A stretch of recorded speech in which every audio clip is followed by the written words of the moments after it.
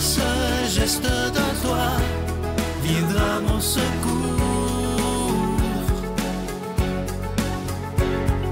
Viens semer dans mon âme le grain de l'amour. Je traverse un désert et je meurs de soif.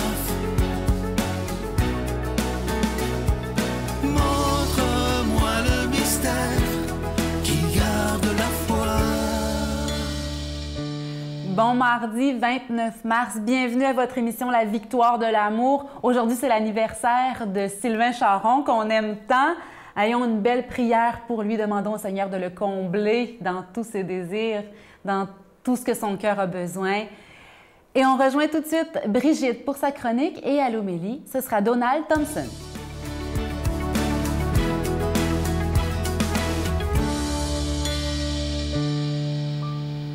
Bonjour à tous et toutes. J'espère que vous passez une belle journée. On continue avec notre prière. On est rendu à notre 4e sorte de prière, qui est la prière de l'Action de grâce. Hey, on sait qu'au mois d'octobre, il y a toujours la fête de l'Action de grâce.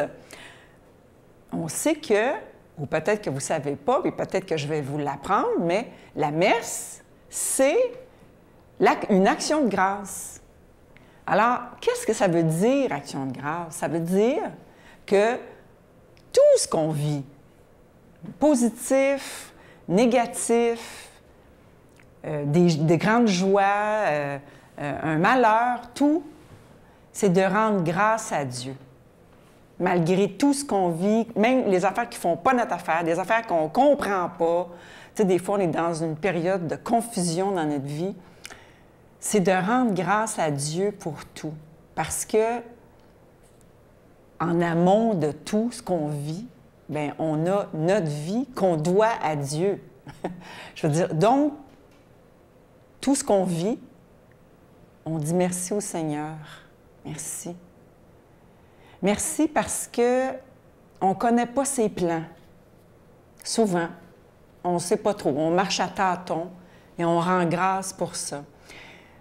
Saint Paul, il dit dans la première lettre aux Thessaloniciens, au chapitre 5, verset 18, vous irez voir ça, il dit de rendre grâce toujours, en tout lieu, pour toutes choses.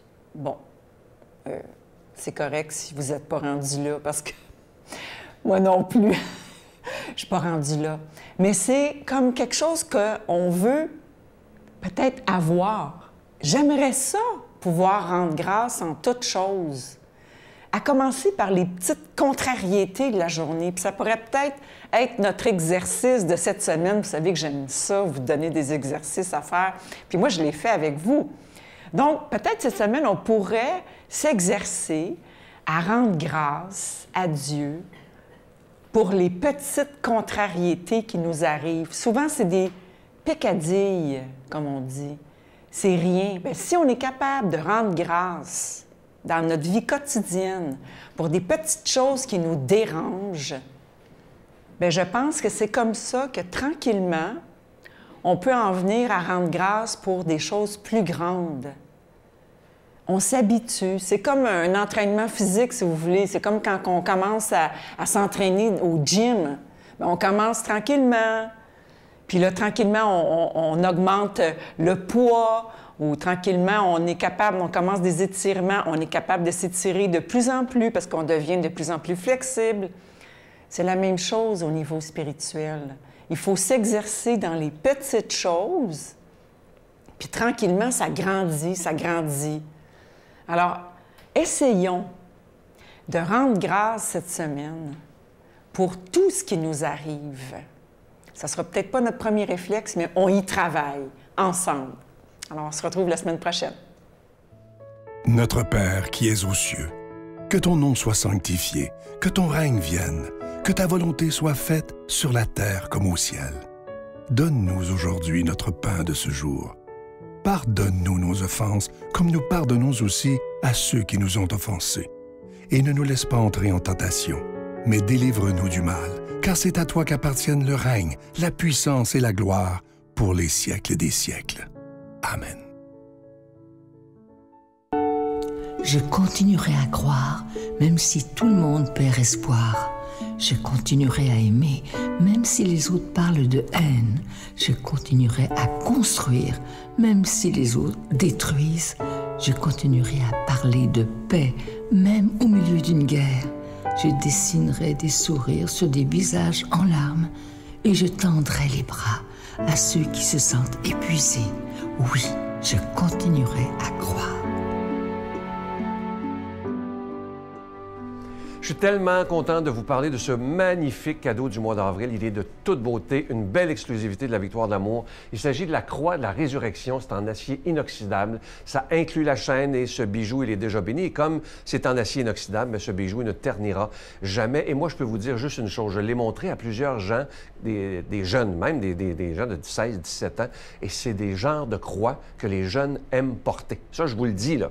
Et elle est de toute beauté. Moi, je dois vous dire là, que je la trouve très, très belle. C'est de grande qualité. Vous la recevrez avec un don de 25 $ et si vous en voulez deux, avec un don de 40 $. Je vous donne l'adresse. La Victoire de l'amour, case postale 120, succursale Boucherville à Boucherville, le J4B 5E6. Je vous la redonne. La Victoire de l'amour, case postale 120, succursale Boucherville à Boucherville, le J4B 5E6. Également par téléphone, par carte de crédit du lundi au vendredi de 8h30 à 16h30 dans le 514-523-4433, 523-4433 ou sans frais le 1-888-811-9291, 1-888-811-9291 et aussi sur notre site Internet. Vous savez que c'est une façon très rapide, sécuritaire et efficace de faire votre don, le www.lavictoiredelamour.org. Alors, je vous redis ce magnifique cadeau du mois. Il s'agit de la croix de la résurrection en acier inoxydable. Ça inclut la chaîne et c'est déjà béni. Et vous voyez que la croix est un peu différente. C'est la croix que les Grecs se servent dans la religion grecque, la religion catholique, mais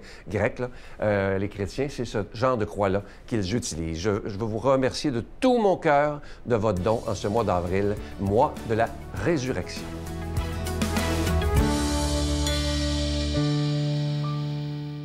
Mon Dieu, donnez-moi la sérénité d'accepter les choses que je ne peux changer, le courage de changer les choses que je peux, et la sagesse d'en connaître la différence.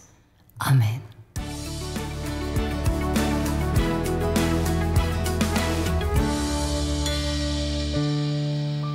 Bon matin, 4e semaine du Carême. L'Évangile selon Saint Jean, chapitre 5, versets 1 à 16.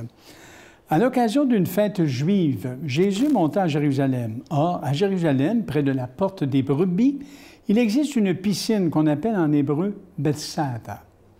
Elle a 5 colonnades, sous lesquelles était couchée une foule de malades, aveugles, boiteux et impotents. Il y avait là un homme qui était malade depuis 38 ans.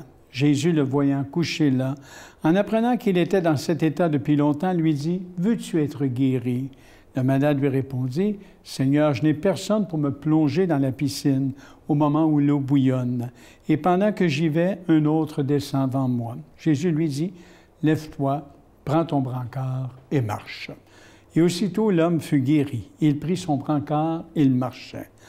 Or, ce jour-là était un jour de sabbat. Les Juifs dirent donc à cet homme que Jésus avait remis sur pied, « C'est le sabbat. Il ne t'est pas permis de porter ton brancard. » Il leur répliqua, « Celui qui m'a guéri, c'est lui qui m'a dit, « Prends ton brancard et marche. » Ils l'interrogèrent, « Quel est l'homme qui t'a dit, « Prends ton brancard et marche. » » Mais celui qui avait été établi ne savait pas qui c'était. En effet, Jésus s'était éloigné, car il y avait foule à cet endroit. Plus tard, Jésus le retrouve dans le temple et lui dit, « Te voilà guéri, ne pêche plus. Il pourrait arriver quelque chose de pire. » L'homme partit annoncer aux Juifs que c'était Jésus qui l'avait guéri. Et ceux-ci persécutaient Jésus parce qu'il avait fait cela le jour du sabbat. Quelle belle rencontre, hein, aujourd'hui dans l'Évangile, encore une fois, une rencontre qui est émouvante, j'oserais dire, hein, très émouvante. Vous savez, est-ce qu'on a le droit de faire du bien? Est-ce qu'on a le droit de faire du bien? Hein? Drôle de question, vous allez me dire ce matin. En fait, on dirait mieux qu'on n'a pas de permission à demander à personne pour faire le bien. Hein? Et qu'il faut éviter de s'en remettre uniquement des règlements, des traditions, des habitudes acquises pour décider de ce qui est bien ou mal. Regardez le malade qui est rencontré par Jésus dans l'Évangile. Il attendait patiemment son tour, sur le bord de la piscine. Personne ne l'aidait pour le plonger. Finalement, ça fait 38 ans. Finalement, il n'y a pas besoin d'aller à la piscine miraculeuse. C'est Jésus lui-même qui est la source d'eau vive, qui purifie et guérit. Et ça nous rappelle une belle idée de l'apôtre Paul. La loi ancienne a servi de pédagogue, mais Jésus est le libérateur qui nous a franchis de la loi. Et précisément, ça se passe le jour du sabbat. Hein?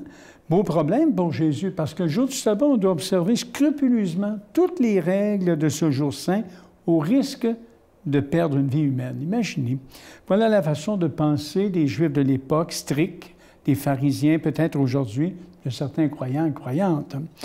Les Juifs de l'époque, très attachés aux prescriptions de la loi, sont scandalisés. Ils voient un homme porter son brancard, sa civière, sa chaise pliante, comme on dirait, le jour du sabbat. Imaginez, il est défendu de faire le moindre travail physique. Hein? Pourtant, dans la loi de Moïse, dans les 10 commandements, le décalogue, le sabbat est présenté comme un jour de libération. C'est curieux, hein? On fête la libération des Juifs de l'esclavage et on veut hommage à Dieu, au Dieu libérateur. Et il est si facile de perdre le sens même de ce que Dieu nous invite à vivre. Alors, on se fabrique des règlements qui deviennent nos dieux, nos systèmes de pensée, nos idoles. Hein? Alors, le texte nous sert de miroir aujourd'hui pour voir où nous sommes. Il y a 3 attitudes. Celle des Juifs qui sont coincés dans leur règlement. Tout doit se faire selon les détails de la loi, même si cela, ça fait du tort aux gens. Il y a parfois dans nos vies, mes amis, de ces raideurs qui étouffent la liberté et le bonheur des gens au nom d'un règlement, d'une coutume, d'une supposée fidélité à une autorité. Deuxième point, l'autre attitude, c'est celle du paralysé guéri. Il fait ce que Jésus lui a dit de faire. Voyez-vous, il y a une extrême docilité, une réaction simple, naïve et belle. J'aime beaucoup cette disponibilité. Il attend, il espère et soudain, il est récompensé. Encore une fois, comme nous le disions hier, il se soumet à l'heure de Dieu. Hein? Et la 3e attitude qui compte, c'est la personne humaine pour soulager sa souffrance. Voyez-vous, même au risque de ne pas être totalement en règle. Jésus est le délinquant intelligent, qui interprète sagement une situation complexe, toujours en cherchant à faire le maximum de bien. Et quand il dit aux paralysés guéris de ne plus pécher, bien, il nous invite à comprendre nos paralysés, les pires étant celles du cœur, bien sûr, là où il y a un refus d'aimer, d'accueillir, de s'ouvrir aux autres, de pardonner. Vous savez, la piscine qui guérit, c'est l'amour du cœur de Jésus. Je connais tant de gens qui sont souffrants, qui ont toutes sortes de souffrances et qui voudraient bien trouver une belle piscine qui guérit. Et chacun de nous, on pourrait être ce guérisseur comme Jésus. Il suffit d'un peu d'amour, de bienveillance, de se mettre les pieds dans l'évocation de l'autre. Alors, qu'est-ce que je peux faire aujourd'hui pour me laisser guérir de mes paralysés du cœur, pour aider les autres à s'en sortir? Pensons-y. Je demande au Dieu de la vie qu'il vous bénisse. Le Père, le Fils et le Saint-Esprit. Amen. Bonne journée. Je vous salue Marie, pleine de grâce. Le Seigneur est avec vous. Vous êtes bénie entre toutes les femmes, et Jésus, le fruit de vos entrailles, est béni. Sainte Marie, Mère de Dieu, priez pour nous pécheurs, maintenant et à l'heure de notre mort. Amen.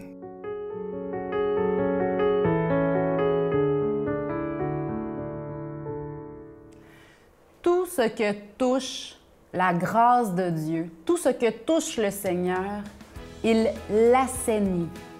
Il le rend saint, S-A-I-N, et saint, S-A-I-N-T, du mot sainteté.